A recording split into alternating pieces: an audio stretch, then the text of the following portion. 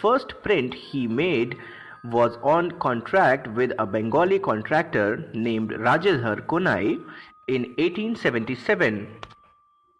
On the contract form, he took the fingerprint along with the palm print of the right hand of the signer so as to frighten him from denying the formal act.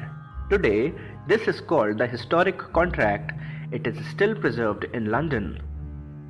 In 1858 AD, Herschel was the first to adopt the fingerprint officially as a means of identification and as a means of prevention of false personation.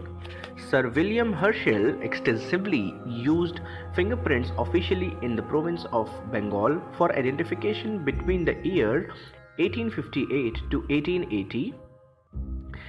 During the years 1860 to 1862, he also took fingerprints of many important persons and high government officials. He also took fingerprints of various persons on the vessel of Mongolia. In 1877, during his visit to China, in 1877, he was so fully satisfied with the certainty and persistence of fingerprint that he directed his registrar of deeds to take fingerprints from all who executed deeds before him. He also submitted a report to the government advocating the adoption of fingerprints throughout the province in case of prisoners, but his report was not adequately attended to. What inspires Sir William Herschel to think of fingerprint as a means of identification is the mark used by Thomas Bewick to ornament his books.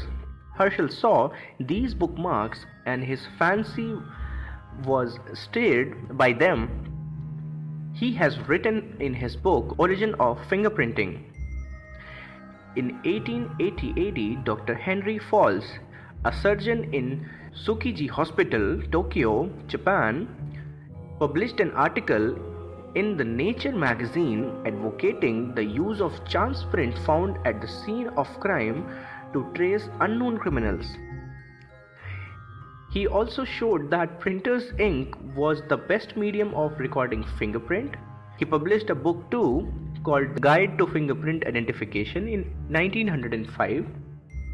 In 1890, Sir Francis Galton, a British anthropologist and a cousin of Charles Darwin, published a book, Fingerprint, establishing the twin principle of individuality and permanence of fingerprints. He identified the characteristics called minutiae by fingerprints could be compared. He classified patterns into three groups: arch, loops, and whorls. In 1894, Galton's system was officially accepted in England. In 1894, in London, Galton's system was combined with Alphonse Bertillon, and after 1895, criminals were both measured and fingerprinted. He also gave the theory of probability as applicable to fingerprints. His system of registration became known as ALF Method, each letter representing a fingerprint.